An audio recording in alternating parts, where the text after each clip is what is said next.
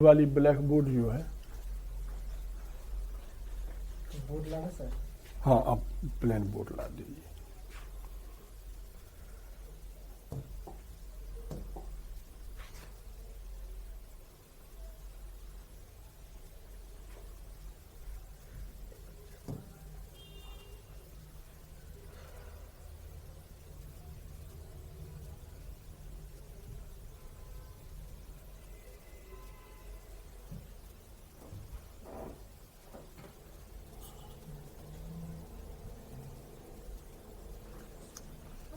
चलो बेटा, अब अगला टॉपिक हम लोग मौर्योत्तर काल देखेंगे।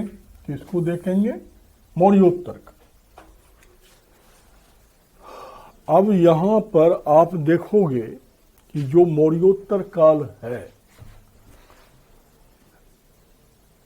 यहां पर सबसे पहला चीज है कि आपको क्वेश्चन सेलेक्ट करना है, ठीक है ना। और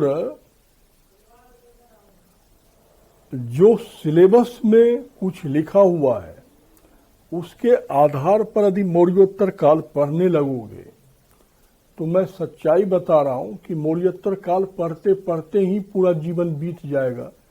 इतना मौर्योत्तर काल में क्या है, समस्या है। क्योंकि अचानक भारत का पॉलिटिकल डिसेंट्रलाइजेशन होता है और फिर इसमें कई वंश आते हैं। तो ठीक है, उसमें पॉलिटिकल हिस्ट्री में हम लोग को हाथ नहीं डालना है और पॉलिटिकल हिस्ट्री से क्वेश्चन भी नहीं आता है। लेकिन एक चीज ध्यान रखना है, और वो चीज ये ध्यान रखना है कि पॉलिटिकल हिस्ट्री की हमें हल्की सी झलक या जानकारी होनी चाहिए, ठीक है।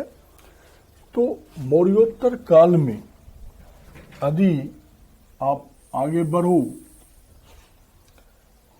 तो आप देखोगे कि मौर्योत्तर काल में इस समय भारत के ऊपर 4 विदेशी आक्रमण होता है। एक हिंद यवन का होता है, फिर शक का होता है, फिर पलहव, और फिर किसका? कुषाण का। ठीक है, देख रहे हो, 4 तो विदेशी आक्रमणकारी है। इसमें सबसे पहला आक्रमण किसका हुआ? हिंद यवन का हुआ, ठीक है। अब इस हिंद यवन का भी 2 राजवंश है, डायमेट्रियस वंश और एक डायमेकस वंश। 2 वंश है। इसकी एक की राजधानी तक्षशिला है और दूसरी की राजधानी साकल है, जिसको आजकल हम लोग सियालकोट कहते हैं। पाकिस्तान के हिस्से में है ये सारे हिस्से। देखो, जैसे ही मौर्य वंश का पतन होता है तो मौर्य वंश के पतन के बाद भारत के पश्चिमोत्तर सीमा पर फिर से हिंद यवन अर्थात मैसेडोनियन, माने जो पहले के यूनानी साम्राज्य के हिस्से थे, उनके आक्रमण शुरू हो गए। और इसमें 2 राजवंश जो हैं वो भारत में स्टेबल भी हुआ और उसमें तक्षशिला और साकल इनकी कैपिटल बनी। इसी राजवंश में मिलिंद नाम का शासक पैदा हुआ जिसने बौद्ध धर्म को अपनाया था और बौद्ध भिक्षुक नागसेन ने उसे बौद्ध धर्म में दीक्षित किया था, जिसके ऊपर मिलिंदोपन्ह नाम की पुस्तक लिखी गई है, ठीक है। अब देखना, मैं तो सिर्फ हल्का सा चर्चा कर रहा हूं कि कितनी समस्याएं पैदा होंगी। अब देखो, ये शक है, मध्य एशियाई है। अब इसकी भी दो शाखा है, ठीक है। एक पश्चिम की शाखा, एक उत्तर की शाखा। पश्चिम शाखा की दो ब्रांच, एक उज्जैनी और एक नासिक, और उत्तर में भी दो शाखा है, एक तक्षशिला और दूसरा मथुरा, ठीक है। अब देख रहे हो, एक शक है, उसने भारत पे अटैक किया, उसकी पहली शाखा ये है, फिर ये दो भागों में हो गया, उसकी एक शाखा सुदूर पश्चिम उज्जैन और नासिक तक फैला। इसी उज्जैनी के शाखा में रुद्रदमन पैदा हुआ था, ठीक है, जिसका आप लोग जूनागढ़ अभिलेख देखते। क्या है? जूनागढ़ अभिलेख। अब देखो, फिर पलहव आए, भाई पेशावर इनकी राजधानी था, केंद्र, ठीक है। इसी में गंडो फर्निश नाम का शासक पैदा हुआ, जिसके शासनकाल में एक ईसाई मिशनरीज भारत आया था, जो बाद में दक्षिण भारत गया और वहां मारा गया, ठीक है। फिर देखो, कुषाण आया, ठीक है। इसी में कनिष्क पैदा हुआ। इसने जरूर फिर से भारत को सेंट्रलाइज करने का प्रयास किया, लेकिन ये भी बनारस से आगे पूर्व नहीं बढ़ पाया, ठीक है। ना पश्चिम भारत जा पाया, ना दक्षिण भारत जा पाया। हाँ, ये जरूर है कि अफगानिस्तान से लेकर, या मध्य एशिया कह लो, वहां से लेकर कहां तक, बनारस तक इसके साम्राज्य का हिस्सा था। ये बात सत्यता है। तो इतने तो हमारे ऊपर पर विदेशी आक्रमण हुए। यदि मान लो इतने सारे का हम लोग यदि लिस्ट बना के पढ़ने लगे पॉलिटिकल हिस्ट्री, और इसमें कौन एक आध दो, कहीं रुद्रदमन तो कहीं ये वो, एक आध दो तथ्यात्मक चीजों के लिए जाने जाते हैं, तो आप समझो कि क्या होगा। इसलिए यहां पॉलिटिकल हिस्ट्री से क्वेश्चन नहीं आता है। अब दूसरा चीज देखो कि यदि हम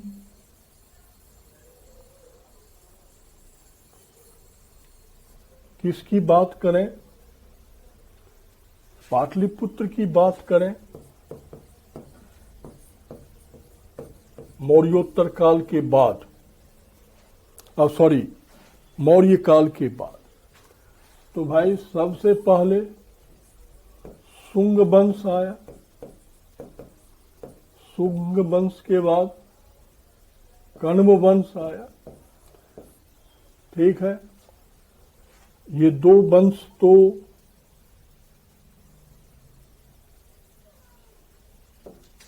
महत्वपूर्ण रहे ही। अब शुंग वंश में आप जान रहे हो कि इस वंश का संस्थापक पुष्यमित्र शुंग है। कौन है? पुष्यमित्र शुंग है। तो ये जो पुष्यमित्र शुंग था, ये मौर्य सम्राट बृहद्रथ का सेनापति था, और इसने मौर्य सम्राट बृहद्रथ की हत्या करके सत्ता को हथियाया। और पुष्यमित्र शुंग ने लगभग पश्चिमोत्तर भारत पर हिंद यवन के आक्रमणों को रोक दिया था और इस उपलक्ष्य में इसने एक नहीं दो अश्वमेध यज्ञ किया। या आप यूं भी कह सकते हो कि एक प्रकार से पौराणिक कथाओं को छोड़ दो तो ऐतिहासिक रूप से अश्वमेध यज्ञ करने का पहला वर्णन हमें यहीं मिलता है। वो अलग बात है कि भाई राजा रामचंद्र ने किया, युधिष्ठिर ने किया, तो ये पौराणिक मिथक है, पौराणिक कथाएं हैं। लेकिन जिसका ऐतिहासिक प्रमाण मिलता है कि पुष्यमित्र शुंग ने 2 अश्वमेध यज्ञ किया था, उसका एक का वर्णन पतंजलि के महाभाष्य में मिलता है। उस अश्वमेध यज्ञ की अध्यक्षता स्वयं पतंजलि ने ही किया था। और दूसरा अयोध्या के धननंद के शिलालेख से हमें मिलता है कि उसने अश्वमेध यज्ञ किया था। तो साहित्यिक प्रमाण भी मिलता है, पुरातात्विक प्रमाण भी मिलता है, और दोनों अश्वमेध यज्ञ उसने हिंद यवनों को पराजित करके किया था। तो इस प्रकार कुछ साल तक शुंग वंश चला। फिर शुंग वंश को समाप्त करके उसके सेनापति वासुदेव ने क्या किया, कनु वंश, फिर पुष्यमित्र शुंग के बाद अग्निमित्र शासक बना। ठीक है, जिसका वर्णन कालिदास के मालवा अग्निमित्रम नाटक में है। फिर कनवंश आया, इसके संस्थापक वासुदेव थे। फिर कुछ समय इनका शासन काल रहा। आदि सुदूर पूर्व चलो कलिंग, तो यहां पर चेदी वंश का शासक था, चेदी वंश था। और इस वंश में एक खारवेल नाम का शासक पैदा हुआ। कौन? खारवेल। और इसका हाथी गुफा अभिलेख मिलता है, हाथी गुफा अभिलेख। तो ये हाथी गुफा अभिलेख से पता चलता है खारवेल।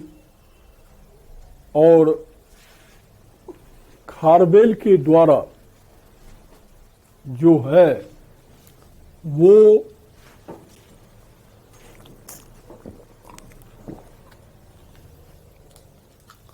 यहाँ की गुफा जो है वो उन्होंने जैन मुनियों को दान में दिया था। इसकी जानकारी हमें मिलती है। उन्होंने जैन मुनियों के संरक्षण के लिए कुछ ग्राम दान किया था, इसकी भी हमें जानकारी मिलती है। तो इस प्रकार सुदूर पूर्व में आप देखोगे कि ये चेदी वंश है। यदि दक्षिण पूर्व और पश्चिम चलोगे तो भाई यहां पर आंध्र सातवाहन वंश था, आंध्र सातवाहन वंश, जिसमें यज्ञश्री सतकर्णी, पामुली पुत्र सतकर्णी जैसे हाल, अमोघ वर्ष जैसे कई प्रतापी शासक पैदा हुए। तो दक्षिण पूर्व और दक्षिण पश्चिम पर कब्जा किसका था? आंध्र सातवाहन वंश का। और इस प्रकार पूरी उत्तर भारत की ओर चलो और मध्य भारत, तो यहां पर कई मूल भारतीय नाग का वंश, भाई चंपावत के नाग, शिशुनाग के नाग, ग्वालियर के नाग, धारावी के नाग भरे पड़े हुए हैं। और यदि आप इसको एक डायग्राम के सहारे देखूं तो पता चलेगा कि कितनी बड़ी डिसेंट्रलाइजेशन है। ठीक है, देख, ये नॉर्थ हुआ, ये साउथ हुआ, ये वेस्ट और ये ईस्ट। ठीक है, अब ये पश्चिमोत्तर भारत। भाई, हिंद यवन दो दो शाखाएं, फिर पल्लव अटैक, फिर शक, फिर कुषाण भरे पड़े हुए हैं। ये तो भारत ही है कि जो इतने भी मरने वाले को जगह दे रहा है। फिर शुंग वंश, कण्व वंश, ठीक है, सुदूर पूर्व चलो तो शेदी वंश, ठीक है, फिर भारत के मध्य और पश्चिम और उत्तर, यहाँ भी शक की शाखाएं हैं। ये जो हिस्सा है यहाँ पर आंध्र सातवाहन वंश है। ठीक है, आंध्र सातवाहन वंश है। ये जो हिस्सा है भारतीय मूल के नागवंशियों का है। ये संपूर्ण भारत, और उधर आप चले जाओ आदि एशिया, जो कभी क्या था, एक मौर्य प्रशासन के अधीन था। साथ ही साथ वो क्या था कि एक ब्यूरोक्रेटिक नोक और सेंट्रलाइज पावर से बंधा हुआ था। जब मौर्यों का पतन हुआ तो ये तुम्हारा हिंदुस्तान है। इसमें इतना पॉलिटिकल डिसेंट्रलाइजेशन है कि इस काल की पॉलिटिकल हिस्ट्री पढ़नी मुश्किल है। और एक कनिष्क को छोड़कर कोई ऐसा शासक नहीं हुआ जिसका हम लोग चरित्र चित्रण कर सकें। ठीक है, तो अब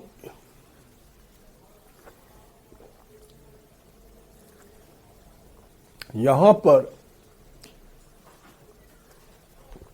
एक बड़ी आश्चर्यजनक घटना है। उस घटना को देखो, क्या है ये? राजनीतिक विकेंद्रीकरण है। अब राजनीतिक विकेंद्रीकरण के कंडीशन में आप जान रहे हो कि राजनीतिक अस्थिरता होती है।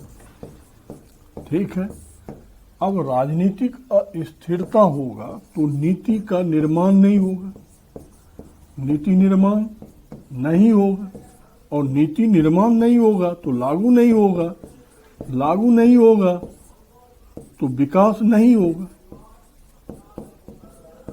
विकास नहीं होगा। ये राजनीति शास्त्र का सामान्य सिद्धांत है जो प्राचीन काल से लेकर आज तक लागू है।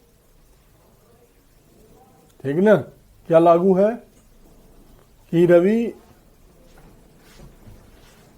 तुम पढ़ता कम है, उछल कूद ज्यादा करता है, तो आप सब लोग जान रहे हो कि यदि पॉलिटिकल स्टेबिलिटी नहीं होगी तो पॉलिसी नहीं बनेगी, और पॉलिसी नहीं बनेगी तो इम्प्लीमेंटेशन नहीं होगा, डेवलपमेंट नहीं होगा। तो इतनी ज्यादा पॉलिटिकल इनस्टेबिलिटी और डिसेंट्रलाइजेशन में वास्तव में शासन व्यवस्था के नाम पे तो यहाँ कुछ नहीं है। इसी समय यहाँ सामंतवाद का भी उदय प्रारंभ हो जाता है। लेकिन तुम्हें जान के आश्चर्य होगा कि भारत के स्वर्ण युग, प्राचीन काल का जो स्वर्ण युग है, वो स्वर्ण युग यहीं से प्रारंभ होता है। और गुप्त काल जाते जाते पूरा हो जाता है। तो जो भारत में आप कहते हो ना कि गुप्त काल स्वर्ण युग है, खासकर जो हिस्ट्री ऑप्शनल के बच्चे हैं उनका ये कॉन्सेप्ट बिल्कुल क्लियर रहना चाहिए कि स्वर्ण युग की शुरुआत तो मौर्योत्तर काल में ही हो गई। किस काल में हो गई? मौर्योत्तर काल। अब यही वो प्रश्न है जो अपने ऑप्शनल में जम के आता है कि जब ये राजनीतिक विकेंद्रीकरण का काल है, राजनीतिक अस्थिरता का काल है, उस पर भी विदेशी आक्रमणकारियों का काल है,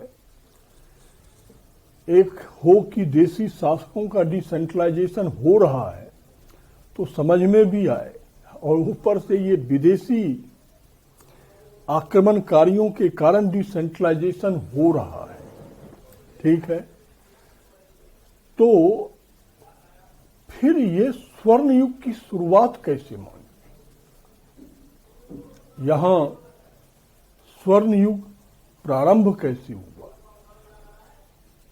अब ये सबका उत्तर तुम लोग दो। तुम लोग 50 बच्चे देख रहे हो, क्या तुम्हारे पास टाइपिंग करो, मेरे पास लिखित में आ जाएगा। मुझे ये बताओ, ठीक है, कि भाई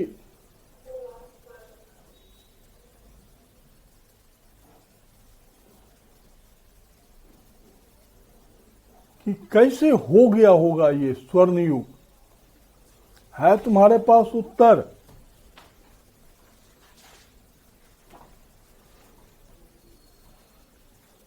यस नो भी तो लिखो, कोई नहीं लिखेगा। चल, मैं 1 मिनट समय दिया भाई। इसमें जो देख रहे होगे सब हिस्ट्री ऑप्शनल के बच्चे हो। मैंने आपको बताया इतनी ज्यादा डिसेंट्रलाइजेशन है और इतनी पॉलिटिकल इंस्टेबिलिटी में डेवलपमेंट तो संभव नहीं है, लेकिन फिर भी ये भारत में यहीं से स्वर्ण युग की शुरुआत होती है। तो इसे स्वर्ण काल बनाने वाला कौन है और कैसे स्वर्ण युग होगा वो डेवलपमेंट से हम बताएंगे, लेकिन वो डेवलपमेंट करने वाला कौन है? बोलती बंद है, एक भी नहीं लिख रहा है। रवि तुम बोलो, कौन बनाया? आदि भी नहीं बता रहा है। ठीक है, व्यापारियों ने बनाया, व्यापार ने बनाया, वाणिज्य ने बनाया कि जो ईसा के 600 बरस पहले हमारे देश में व्यापार और वाणिज्य समृद्ध हुआ, मौर्य काल में इसके समृद्धि का स्तर बहुत ऊंचा हो गया, क्योंकि मौर्यकालीन राजनीतिक मजबूती का फायदा उठाते हुए हमारे देश का व्यापार अंतर्राष्ट्रीय व्यापार में बदल गया था। रोम, यूनान, लंका, दक्षिण पूर्व एशिया, पश्चिम एशिया, इन सारे देशों के साथ अंतर्राष्ट्रीय व्यापार विकसित हुए थे मौर्य काल में। ठीक है ना? और इसी के परिणाम स्वरूप ये देश पॉलिटिकल इनस्टेबिलिटी होते हुए भी क्या हो गया? स्वर्ण युग में तब्दील हो गया। तो वास्तव में भारत में उस समय जो स्वर्ण युग की शुरुआत हुई, इसके लिए कोई राजा बाजा, शासक वासक, ये कोई जिम्मेदार नहीं है, कोई रेस्पॉन्सिबल नहीं है। हमारे देश के व्यापारी और हमारे देश के वो स्किल्ड श्रमिक वर्ग हैं जिन्होंने शिल्प उद्योग को विकसित किया और उस व्यापारियों ने उसे अंतर्राष्ट्रीय स्तर तक पहुंचाया। अब इसी समय भारत में सोने की सिक्के का प्रवाह शुरू। भाई अकेले एक रोमन साम्राज्य से 60,000 स्वर्ण पेग्रोडा पर ईयर भारत आता था, सिर्फ काली मिर्च और मलमल के कपड़े बेच के। आपको याद होगा रोमन इतिहासकार प्लिनी, उन्होंने रोम के सोने के ड्रेन का रोना रोया है कि ये भारतीय मुझे काली मिर्च खिलाकर सोना का सिक्का ले लेता है। सांप की केंचुए की तरह पतले मलमल के कपड़े पहनवा के हमारी नैतिकता को सड़कों पे ला दिया है इन भारतीयों ने। इतना ही व्यापार हमारा पश्चिम एशिया के साथ था। तो यहीं पे भारत में क्या हुआ, सिक्के का प्रवाह हुआ, सोना आया, बुलियन आए, सोना चांदी, और इसके एवज में हमने उनको मसाले, रेशम के कपड़े, सूती कपड़े, हाथी दांत की वस्तुएं, लकड़ियों की वस्तुएं, चंदन के हाथी दांत के आभूषण, उनको हमने बना के दिया और उस एवज में उनके सोने लिए। तो वास्तव में इसी सोने के प्रवाह से जो भारत सोने की चिड़िया बन रही थी, उसे लूटने के लिए सब मरने आए थे, खूब लूटे। और वो जान रहे थे कि ये सोने का जो प्रवाह है, बुलियंस के जो प्रवाह है, इन व्यापारी और शिल्पियों के कारण है। इसलिए ये शासक भी व्यापारियों और शिल्पियों को नुकसान नहीं पहुंचाते थे। ये व्यापारी का संघ जो था निगम, और शिल्पियों का जो संघ था श्रेणी, जिसके बारे में विस्तार से पढ़ेंगे, अभी तो मैं आपको इंट्रोडक्शन बना रहा हूं सिर्फ, वो इतने ताकतवर हो गए थे कि उनकी अपनी मुद्रा थी, अपनी सील थी, अपने पताका थे। शासक को वो शासन चलाने के लिए लोन दिया करते थे, इतने पैसा इनके पास आ चुके थे। तो इस प्रकार हम देखते हैं कि वास्तव में भारत को वहां तक पहुंचाने वाले ये व्यापारी वर्ग और हमारा शिल्प उद्योग है। आप समझो कि जो मिलंदोपन्ह पुस्तक है जो नागसेन के द्वारा लिखी है, वो एक अकेले बिहार में एक शहर है राजगीर, सब जान ही रहे होंगे, कई बच्चे वहां के बैठे भी होंगे। अकेले राजगीर में 75 प्रकार के व्यवसाय का वर्णन करता है, और उसमें तो 8 सिर्फ धातु से, सोना चांदी तांबा कांसा शीशा से जुड़े हुए उद्योग थे। तो इससे आप अनुमान लगा सकते हो कि एक शहर में 75 उद्योग था, तो सारे शहरों में कितने होंगे।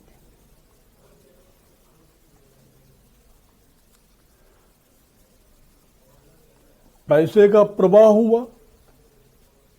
तो इसी काल में आप देखो,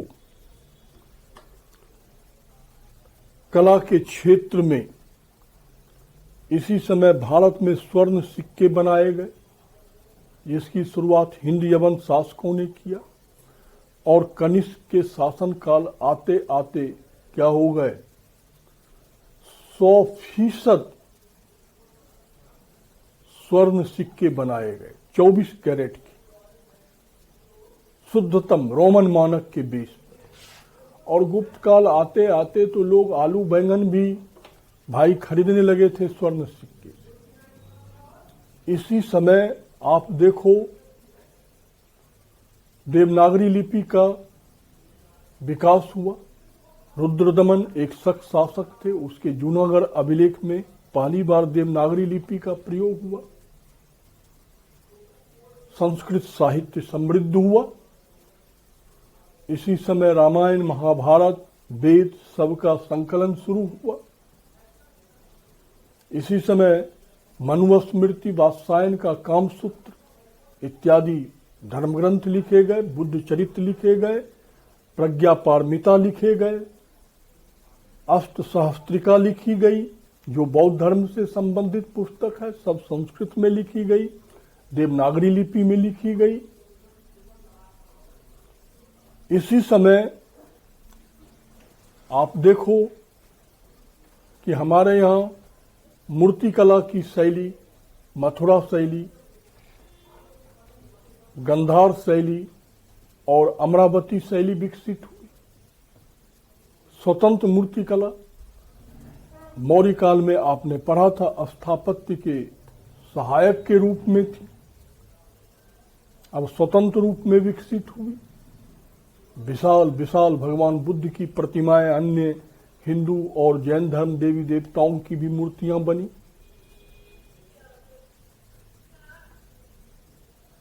इसी समय अजंता में चित्रकला की शुरुआत हुई। अब ये दुर्भाग्यपूर्ण स्थिति है कि उस काल की जो गुफाएं हैं उससे हमें कोई चित्र नहीं मिलती है, मिटा गई, समाप्त हो गई। तो इस प्रकार आप देख रहे हो कि ये जो स्वर्ण युग की शुरुआत है, शुरुआत यहीं से होता है। एक पॉलिटिकल इनस्टेबिलिटी के बावजूद होता है। डेवलपमेंट तभी होगा जब सोसाइटी में स्टेबिलिटी होगी, अर्थव्यवस्था मजबूत होगी। तो वास्तव में उस समय भारतीय अर्थव्यवस्था को मजबूत ये श्रेणी और निगम दे रहे थे। तो एक्चुअली यहां पर तुम्हारा 2-3 ही तो प्रश्न है। पहला प्रश्न है श्रेणी, संघ क्या है, श्रेणी और निगम। दूसरा उस समय का ट्रेडिंग, व्यापार, व्यापारिक रूट। और तीसरा प्रश्न है उस समय की कला, जिसमें मूर्ति कला अति महत्वपूर्ण है। मथुरा शैली, गंधार शैली, अमरावती शैली।